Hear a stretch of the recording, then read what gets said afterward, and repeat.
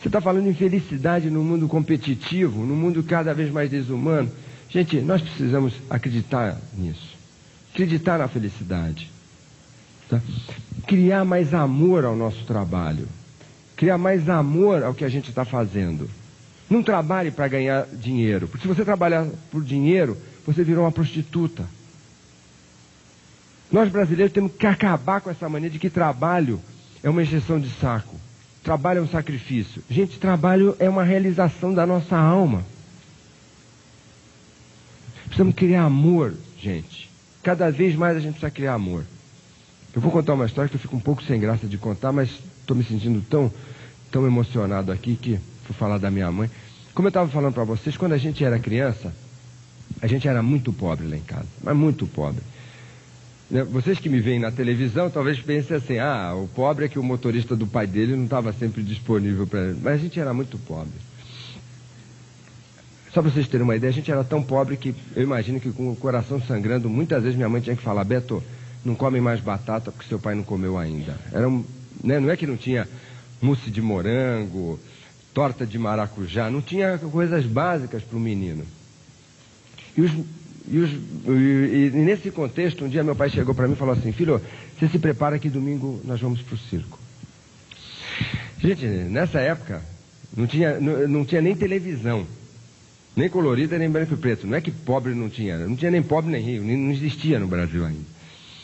Ir ao circo era a mesma coisa em termos de emoção, de fascinação, de excitação, como a gente ir para a Disney. Era uma coisa deslumbrante, né? E eu já tinha ido ao circo 2 vezes. Os meus coleguinhas da vilinha ficaram morrendo de inveja do Roberto. Né? Pô, o Beto está indo a 3ª vez para o circo. Não foi nenhuma, né? Chegou no domingo, estava na fila do circo, meu pai, aquele japonesão que é tão calado, mas um cara muito bondoso, né? Simples, simplório, com dinheiro na mão, esperando na fila. Quietão, e eu ali do lado dele quietinho, né? Eu super feliz, mas como meu pai estava quieto, eu quieto também, né?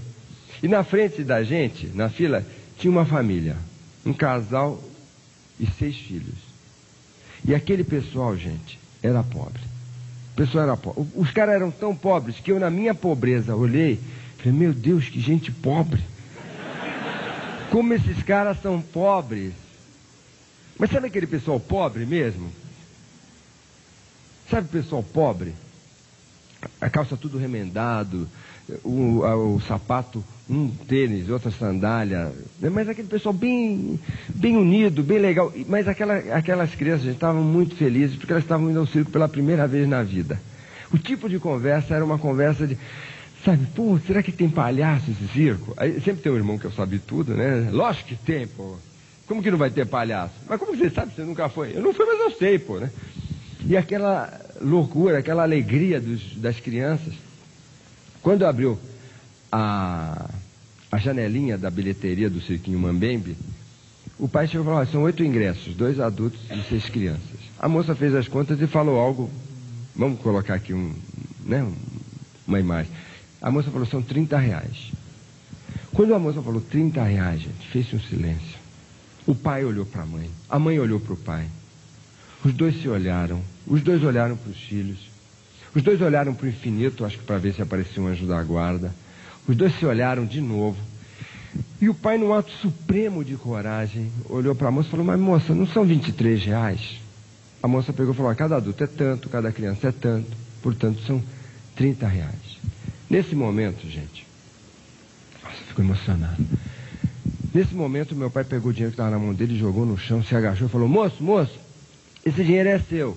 Ele caiu do seu bolso. E o sujeito com aquela honestidade de brasileiro, porque o brasileiro, gente, é muito honesto. Tem uns nojentos ladrões corruptos aí, mas o povo brasileiro é muito honesto. Tanto que desses 60 milhões de brasileiros que não têm dinheiro para comer, opta por passar fome, não por roubar. Seria tão fácil ele aceitar a oferta do meu pai, mas ele com aquela honestidade olhou para o meu pai e falou assim, moço, esse dinheiro não é meu. Coitado, né? Devia de saber de qual salteado cada moedinha que ele tinha juntado, né? Esse dinheiro não é meu. deve ser de outra pessoa, fica com o senhor.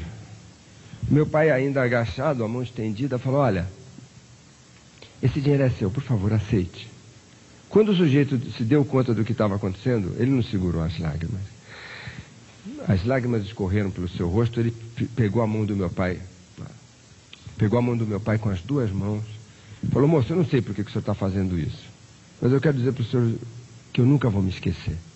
Se algum dia a gente se cruzar, eu vou fazer o possível e o impossível pelo senhor. Porque o que o senhor está fazendo não tem dinheiro nenhum que pague. Meu pai, com aquele jeitão caipirão dele, né, falou, vai lá, leva as crianças para o circo.